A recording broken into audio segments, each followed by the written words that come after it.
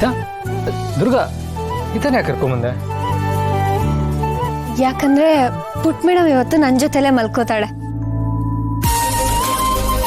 ಅವಳನ್ನ ಗಟ್ಟಿಯಾಗಿ ತಕ್ಕೊಂಡು ಅವಳಿಗೆ ಲಾಲಿ ಹಾಡು ಹೇಳಿ ತುಂಬಾ ದಿವಸನೇ ಆಗೋಗಿದ್ಯಲ್ಲ, ಅದಕ್ಕೆ ಪುಟ್ ಮೇಡಮ್ ಇವತ್ತು ನನ್ನ ಜೊತೆ ಇಲ್ಲೇ ಮಲ್ಕೋತಾಳೆ.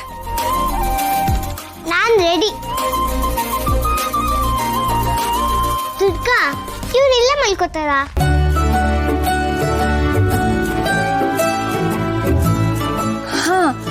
ಹಾ ಪುಟ್ ಮೇಡಮ್, ಇದು ಇವ್ರದೇ ರೂಮ್ ಅಲ್ವಾ?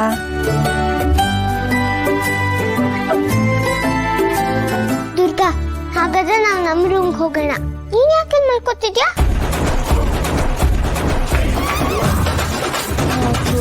ಪುಟ್ ಮೇಡಮ್, ಅದು ನಾನು ಇಲ್ಲೇ ಇರಬೇಕು, ಅದು ಶಾಸ್ತ್ರ.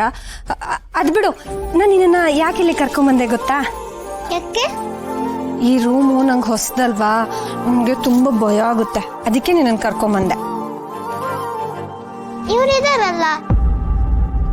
ಇವ್ರಿರೋದಕ್ಕೇನೆ ನನಗೆ ಭಯ ಆಗುತ್ತಿರೋದು. ವಾಟ್ ಏನಂದೆ? ಏನಿಲ್ಲ ಬಸ್ಸು, ಅದು ಪುಟ್ ಮೇಡಮ್ಗೂ ನಂಗೂ ಭೂತ ಅಂದರೆ ಭಯ, ಅದಕ್ಕೆ ಭೂತಗಳೇ ಇವ್ರು ನೋಡಿ ಹೆದರ್ಕೊಳ್ತಾರೆ. ಅಂದರೆ ಇವ್ರು ನಮ್ಮ ಜೊತೆಲಿದ್ರೆ ನಮಗೇನೂ ಆಗಲ್ಲ.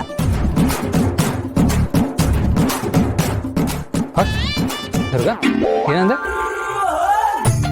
ಭೂತಗಳೇ ಹೆದರ್ಕೊಳ್ಳೋ ನಾನು ಅಂತಂದ್ರೆ ನನ್ನ ಗ್ರೇಟ್ ಅಂತ ಇದೆಯಾ ಅಥವಾ ಭೂತಗಳಿಗಿಂತ ಕಡೆ ಅಂತ ಇದೆಯಾ? ಬಾಸು, ಕೆಲವು ಪ್ರಶ್ನೆಗಳಿಗೆ ಉತ್ತರನ ಕೇಳಬಾರ್ದು. ಅಯ್ಯೋ, ಅದೇನು ಹೇಳ್ತೀಯೇನೋ, ಅದು ಹೊಗಳ್ತಿದ್ಯೋ ತೆಗೊಳ್ತಿದ್ಯೋ ಒಂದು ಗೊತ್ತಾಗಲ್ಲ. ಇವಾಗ ಏನ್ ಬಾಸು, ನಮ್ಗೇನಾದ್ರೂ ಭಯ ಆದ್ರೆ ನೀವು ನಮಗ್ ಧೈರ್ಯ ಹೇಳಿ ನಮ್ಮನ್ನ ಕಾಪಾಡ್ತೀರ ತಾನೆ? ಖಂಡಿತ ನಾನು ಇರ್ತೀನಿ. ನಾನಿರುವಾಗ ನೀವಿಬ್ರು ಭಯ ಪಡಬೇಕಾಗೇ ಇಲ್ಲ.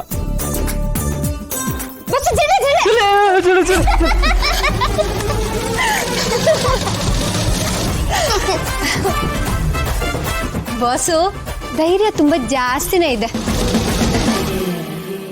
ಪುಟ್ ಮೇಡಮ್, ಬಾ ಹೋಗಿ ಮಲ್ಕೊಳ್ಳೋಣ.